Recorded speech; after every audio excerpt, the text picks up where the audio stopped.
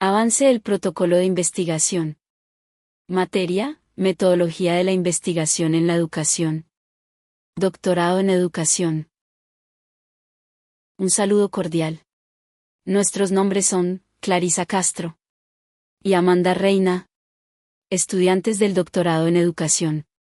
Hoy presentamos el avance del protocolo de investigación titulado Concepciones sobre educación inclusiva que emergen en las narrativas biográficas de docentes de la Institución Educativa Técnico Tunía. Este video forma parte de la materia Metodología de la investigación en la educación.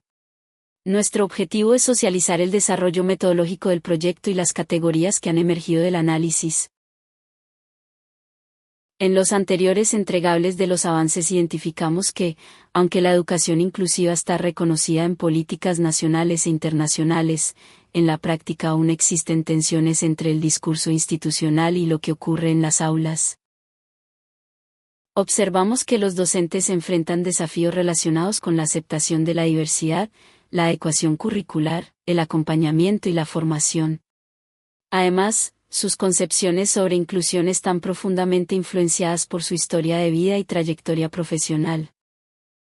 Por eso la pregunta central del proyecto es, ¿qué concepciones sobre la educación inclusiva emergen en las narrativas biográficas de docentes de la Institución Educativa Técnico Tunía y cómo se reflejan en sus prácticas pedagógicas?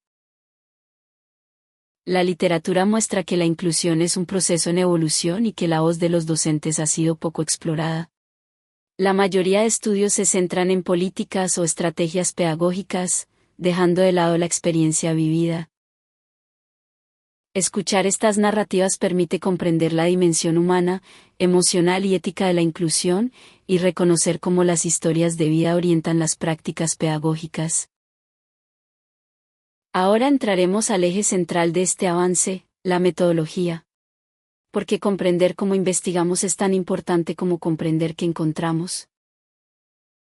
Esta investigación se desarrolla desde una perspectiva epistemológica interpretativa, lo que significa que no buscamos medir o cuantificar la realidad, sino comprenderla desde la mirada y las experiencias de las docentes. El propósito es interpretar los significados que ellas atribuyen a la inclusión educativa en su contexto real. Desde este enfoque, asumimos que la realidad educativa no es única ni estática, sino que se construye socialmente. Por eso, la voz del docente no es un dato accesorio, sino el centro mismo de la comprensión del fenómeno. Optamos por un enfoque cualitativo porque nos permite profundizar en vivencias, emociones, tensiones y aprendizajes que no pueden capturarse desde estadísticas. La inclusión educativa tiene una dimensión humana y subjetiva que solo puede explorarse escuchando narrativas auténticas. El método biográfico narrativo nos permitió indagar en la historia profesional y personal de las docentes. Este método parte de la idea de que la identidad docente se construye a lo largo del tiempo mediante experiencias acumuladas, significados, emociones y relaciones. En lugar de preguntar solamente qué hacen en el aula, preguntamos qué experiencias marcaron su vida, qué miedos enfrentaron, qué aprendizajes las transformaron. Así, cada narrativa se convierte en una ventana para comprender cómo se concibe y se vive la inclusión.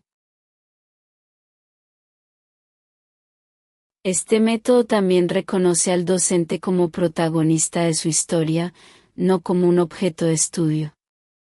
La entrevista se convierte en un espacio de reflexión, diálogo y resignificación. Elegimos esta institución porque cuenta con una población diversa y con estudiantes en situación de discapacidad. Además, la institución se ha convertido en un referente local en prácticas inclusivas, lo que la convierte en un escenario pertinente y significativo. El contexto rural también aporta un componente clave. Las condiciones sociales, culturales y económicas influyen en las concepciones docentes y en las posibilidades reales de inclusión. La selección de participantes fue intencional, priorizando docentes con experiencia en educación inclusiva. No buscamos cantidad, sino profundidad. Este tipo de muestra es coherente con el método biográfico narrativo, pues lo fundamental es acceder a voces que aporten relatos densos y significativos. Además, se contempló el principio de saturación, detener la recolección cuando las historias comienzan a reiterarse y dejan de aportar nuevos sentidos. Cada entrevista se desarrolló en un ambiente. Se obtuvo consentimiento informado, se garantizó confidencialidad y se emplearon seudónimos para proteger la identidad de las docentes participantes. Las entrevistas fueron transcritas y analizadas mediante codificación abierta y análisis temático con apoyo del software Atlas TI. Finalmente, se triangularon los hallazgos entre investigadoras para fortalecer la validez. Después de comprender la metodología, ahora pasamos a uno de los momentos más significativos del avance, las categorías emergentes del análisis narrativo. Estas categorías no fueron definidas previamente. Surgieron directamente de las voces y experiencias de las docentes participantes.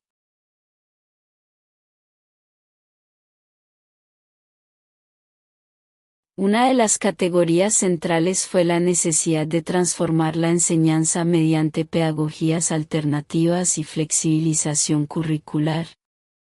Las narrativas mostraron que los estudiantes aprenden mejor cuando se reconocen sus ritmos, intereses y capacidades. Las docentes observaron que la participación activa, el aprendizaje práctico y el trabajo desde las potencialidades generan ambientes más inclusivos. Por ejemplo, actividades como el cuidado de animales, proyectos agrícolas y experiencias artísticas permitieron que todos los estudiantes participaran sin exclusión. Un testimonio clave lo relata la docente Milena, quien observó que en actividades productivas y deportivas no había exclusión, todos los estudiantes participaban y eran valorados en igualdad de condiciones. Otro ejemplo lo aporta la docente María, quien describe el caso de un niño con autismo al que evaluó mediante estrategias alternativas como el juego y el aprendizaje por interés. Ese enfoque permitió que el estudiante no solo participara, sino que desarrollara liderazgo frente a sus compañeros. Esta categoría muestra que cuando el currículo se flexibiliza, la discapacidad deja de ser vista como una limitación y se convierte en una oportunidad para descubrir potencialidades. La segunda categoría revela que la inclusión no se sostiene únicamente en estrategias pedagógicas, sino en valores profundamente humanos, empatía, sensibilidad y amor. Las docentes mencionan que ponerse en el lugar del estudiante permite diseñar mejores estrategias, comprender sus emociones y crear vínculos que favorecen la participación y la confianza. La docente María explica que, cuando un niño vive una discapacidad, el docente debe preguntarse, ¿cómo me sentiría yo en su lugar?, para así acompañarlo desde el amor y evitar frustraciones en su proceso. También se resalta que el amor pedagógico no es un concepto romántico, sino una práctica ética que dignifica al estudiante y le permite sentirse seguro, respetado y valorado. Sin estos pilares, las prácticas inclusivas se vuelven frías, técnicas y distantes. Con ellos, la escuela se convierte en un espacio humano donde la diversidad es entendida y celebrada. Esta categoría nos recuerda que la inclusión empieza en el corazón antes que en la estrategia. En las narrativas aparece con fuerza el papel de la familia. Cuando hay acompañamiento, motivación y corresponsabilidad, el proceso inclusivo avanza y el estudiante se proyecta.